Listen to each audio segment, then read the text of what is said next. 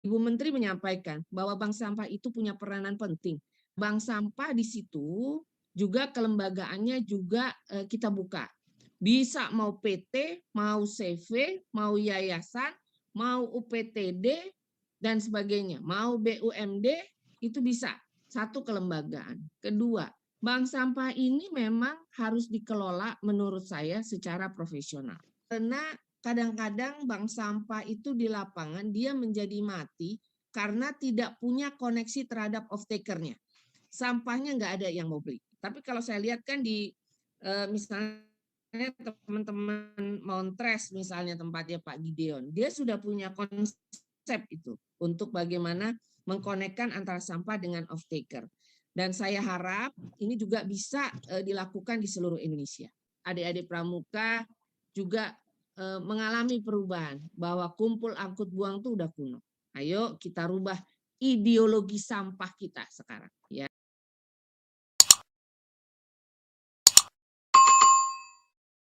Speaker kita pertama akan disampaikan oleh Ibu Rosa Vivian Ratnawati, SHMSD, Direktorat Jenderal Pengelolaan Sampah Limbah Bahan Berbahaya dan Beracun, Kementerian Lingkungan Hidup dan Kehutanan. Kepada Ibu Rosa Vivian, waktu dan tempat kami persilahkan Ibu. Baik, terima kasih Ibu Hilda, moderator. Assalamualaikum warahmatullahi wabarakatuh. Salam sejahtera untuk kita semua. Om Swastiastu, Namo Buddhaya, salam kebajikan, shalom, dan selamat pagi. Yang saya hormati Bapak Dr. Fajrul Rahman, staf khusus Presiden Bidang Komunikasi. Yang saya hormati Bapak Direktur Pengelolaan Sampah, Bapak Nofrizal Tahar. Di sini juga ada Pak Sarwono Kusuma Atmaja, yang saya hormati Pak Sarwono Kusuma Atmaja. Yang saya hormati founder CEO Sekolah Sampah Nusantara, Bapak Pramuristanto. Yang saya hormati Dewan Pembina Pramuka. Yang saya hormati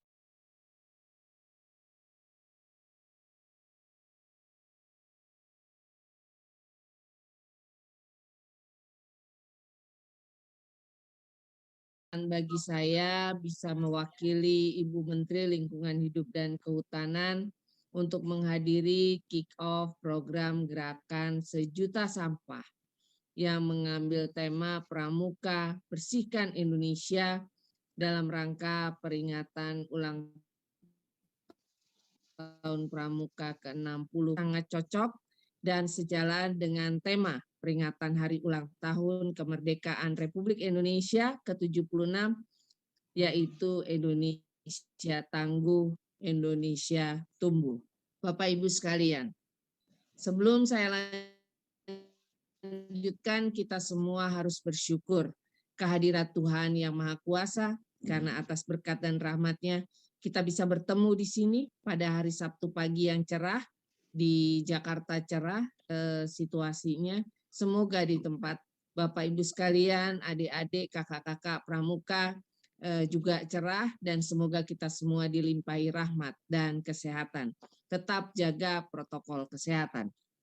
Kakak-kakak, adik-adik anggota pramuka yang saya hormati dan para peserta yang jumlahnya ribuan, luar biasa. Saya bahagia banget mendengar tadi Mbak Hilda menyampaikan bahwa ada kurang lebih 3.000 ya, 3.000 lebih yang hadir di sini. Saya senang sekali dengan situasi hal ini, dan saya mengapresiasi kepada Sekolah Sampah Nusantara dan Gerakan Pramuka yang sangat peduli dengan persoalan pengurangan sampah. Pramuka memang harus dapat menjadi agen perubahan dalam persoalan sampah. Karena salah satu persoalan dalam pengelolaan sampah adalah persoalan kepedulian dan perubahan perilaku. Dengan jumlah anggota pramuka, kalau saya nggak salah sebanyak 30 sampai 40 juta anggota di seluruh Indonesia, maka pramuka akan menjadi kekuatan yang luar biasa, kekuatan yang besar dalam perubahan perilaku masyarakat. Sekolah Sampah Nusantara dan Gerakan Pramuka menekankan pada pendekatan edukasi dan upaya perubahan perilaku kepada masyarakat, khususnya generasi muda untuk peduli dan bertanggung jawab terhadap sampahnya. Para hadirin sekalian, adik-adik, kakak-kakak anggota Pramuka yang saya banggakan. Kita ketahui bersama bahwa persoalan sampah memang persoalan yang kompleks. Dan saya berulang kali menyampaikan di pertemuan-pertemuan atau webinar bahwa jumlah penduduk Indonesia yang kurang lebih 270 juta jiwa, maka timbulan sampah yang dihasilkan di tahun 2020 sekitar 67,8 juta ton atau setara dengan 185,8 ribu ton per hari dengan menggunakan timbulan sampah nasional per kapita 0,7 kg per orang per hari.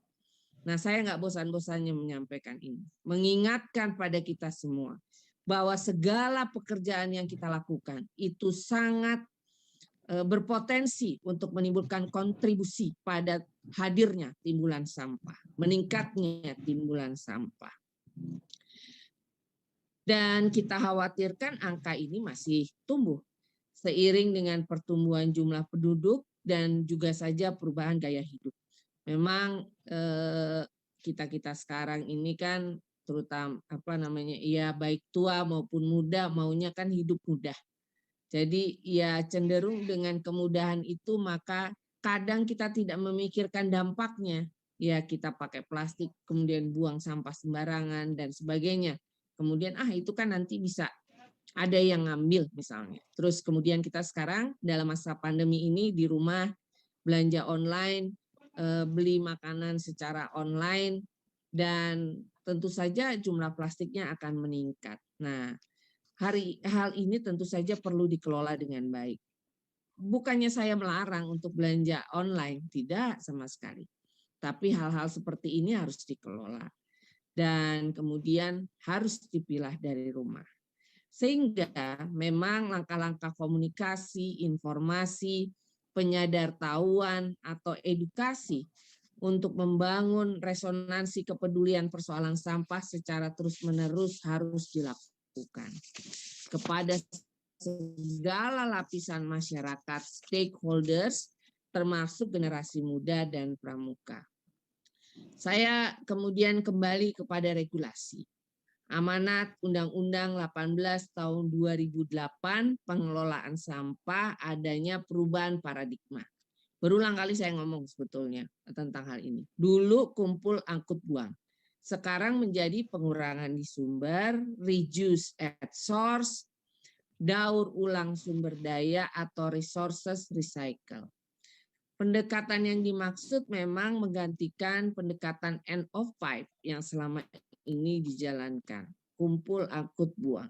Dan sekarang kita implementasikan pendekatan prinsip 3R, prinsip juga tanggung jawab produsen yang diperluas, extended producer responsibility, di mana kemudian produsen harus bertanggung jawab terhadap kemasan, terhadap produk yang dihasilkan, kemudian bisa menarik kembali, ataupun juga merubah atau meredesain kemasan yang digunakan untuk tidak menggunakan plastik sekali pakai. Sehingga bisa digunakan lagi atau di 3R-kan kembali. Dan rekan-rekan sekalian kita tahu TPA sudah banyak yang penuh. Sehingga memang harus difikirkan kita harus melakukan pengurangan dari sumber. Dilakukan pemilahan atau sampah itu dapat digunakan atau didaya gunakan kembali. Pola pengelolaan sampah sekarang sedang mengalami evolusionari, perubahan mendasar, bertahap dan sistematis yang berkembang di seluruh dunia, termasuk di Indonesia. Sehingga kalau masih ada di sini yang berkumpul-kumpul, yang berpikir kumpul angkut buang, udah kuno, udah ketinggalan zaman dan juga udah nggak trendy lagi. Dan hal ini saya juga berharap bahwa adik-adik pramuka juga mengalami perubahan bahwa kumpul angkut buang itu udah kuno. Ayo kita rubah ideologi sampah kita sekarang ya, dengan bagaimana kita bisa melakukan pengelolaan sampah, memilah sampah dari sumber, mengurangi menghasilkan sampah, dan kemudian bisa mengedepankan circular economy. Adik-adik dan kakak-kakak pramuka yang saya banggakan, untuk kebijakan selain Undang-Undang 18 tadi 2008, ada juga PP 81 tahun 2012 tentang pengelolaan sampah rumah tangga. Ada PP 27 tahun 2020 tentang pengelolaan sampah spesifik. Di mana sampah spesifik ini sampah rumah tangga, tapi mengandung limbah B3, baterai, kemudian kaleng obat nyamuk, kemudian lampu bohlam. Nah, itu dari rumah tangga. Tapi dia mengandung limbah B3 dan harus diurus secara khusus sehingga diatur dengan PP pengelolaan sampah spesifik. Dan ada lagi yang lain. Saya juga mengingatkan kepada rekan-rekan sekalian, adik-adik pramuka, bahwa kita ada perintah dari Bapak Presiden dengan peraturan Presiden nomor 27 tahun 2017 tentang kebijakan strategi nasional. Salah, PP 97 maksud saya. Di situ ditetapkan kebijakan strategi nasional. Nah, ini yang harus adik-adik tahu. Kakak-kakak pramuka juga harus paham bahwa Indonesia punya target pengurangan di tahun 2025 30%. Ada target penanganan 70% 2025. Artinya sampah di 2025 100% terkelola. Dan saya menyambut baik ini kawan-kawan sekalian dari Sekolah Sampah Nusantara untuk membantu untuk Indonesia Bersih 2025.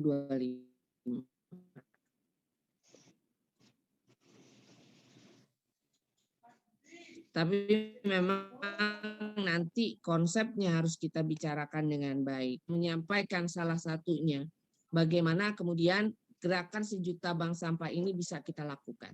Karena yang namanya gerakan sejuta bank sampah tentu saja tidak mudah.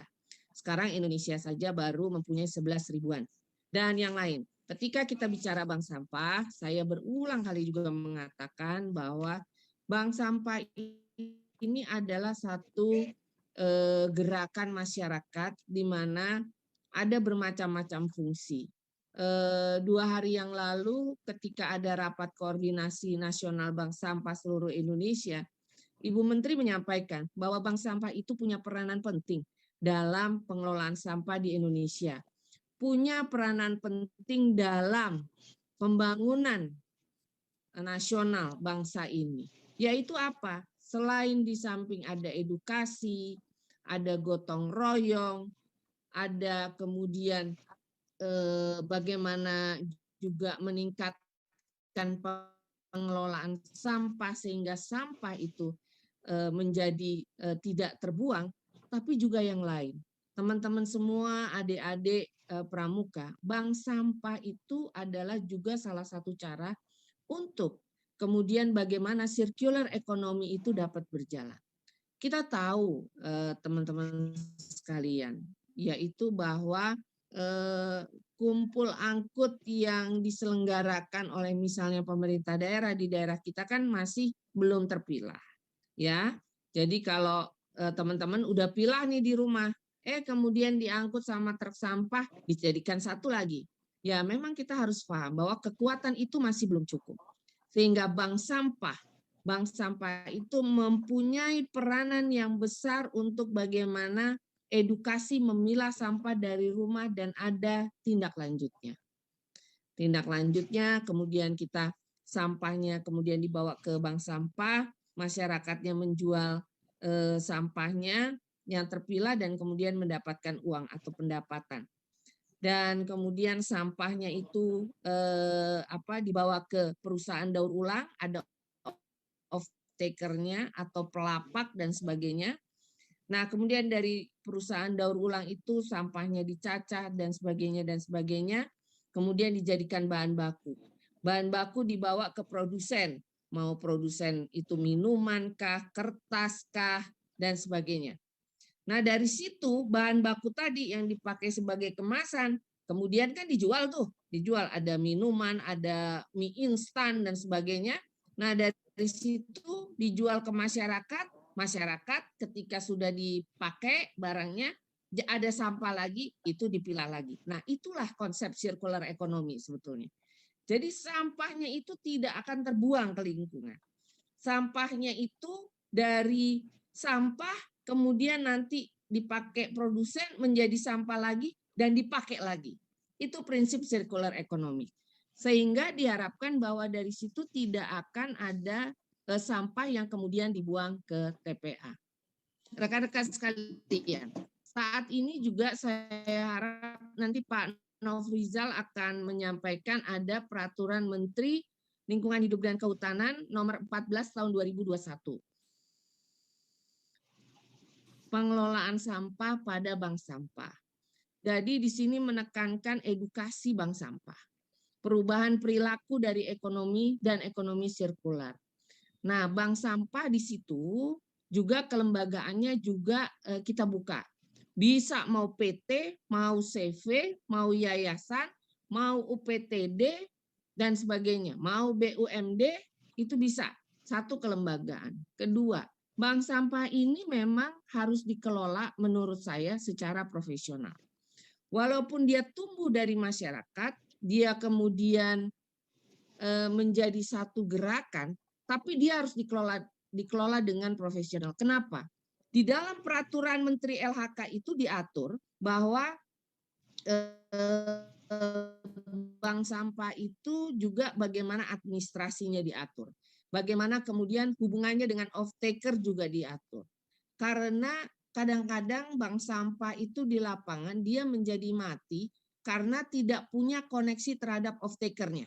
Sampahnya nggak ada yang mau beli. Tapi kalau saya lihat kan di misalnya teman-teman Montres misalnya tempatnya Pak Gideon, dia sudah punya konsep itu untuk bagaimana mengkonekkan antara sampah dengan off-taker. Dan saya harap ini juga bisa dilakukan di seluruh Indonesia. Yang lain, saya juga mau menyampaikan bahwa dengan bank sampah ini adalah bisa memenuhi bahan baku daur ulang dalam negeri. Kita terus terang masih impor. 50% dari bahan baku untuk kertas dan plastik itu adalah impor. Masa sih Indonesia yang menghasilkan sampah tadi 67,8 juta ton, kita masih impor sampah terpilah? Harusnya tidak. Tapi persoalannya adalah sampah terpilahnya kurang. Itu. Sehingga memang sudah dihitung nih sama Pak Nofrizal dan kawan-kawan. Dengan kekuatan penambahan 10% dari pemilahan yang ada di Indonesia, maka diharapkan 2030 itu bisa mandiri, tidak impor lagi. Nah, saya berharap betul ini dengan Sekolah Sampah Nusantara dengan konsep sejuta bank sampah. Kalau itu bisa dilakukan, maka diharapkan bahwa kita bisa mandiri dalam pemenuhan bahan baku daur ulang dan ekonomi kemasyarakatan bisa meningkat. Akhir kata, Bapak Ibu sekalian, adik-adik, kakak-kakak pramuka, kami sangat menyambut baik acara pada hari ini. Semoga acara ini bukanlah ya namanya kick off, ini adalah permulaan dari gerakan sejuta bank sampah, harus bisa dijalankan secara konsisten dan semoga bisa turut berkontribusi pada pemenuhan bahan baku daur ulang dalam negeri, pada peningkatan ekonomi kerakyatan, pada Indonesia bersih tahun 2025. Dan bank sampah ini menjadi sarana edukasi juga untuk kita semua untuk bisa bagaimana melakukan pengurangan dan penanganan sampah dengan lebih baik. Demikian, terima kasih dan semoga program ini sukses dan dapat berjalan dengan konsisten. Selamat mengikuti webinar nasional kick-off Gerakan Sejuta Bank Sampah, dan saya lihat juga pembicaranya luar biasa di sini. Jadi saya berharap bahwa kawan-kawan yang ada di 3.000-an ini bisa mengikuti sampai selesai, dan kemudian tidak hanya itu, bisa mengimplementasikan pada kehidupan sehari-hari di rumah. Demikian, terima kasih. Wassalamualaikum warahmatullahi wabarakatuh.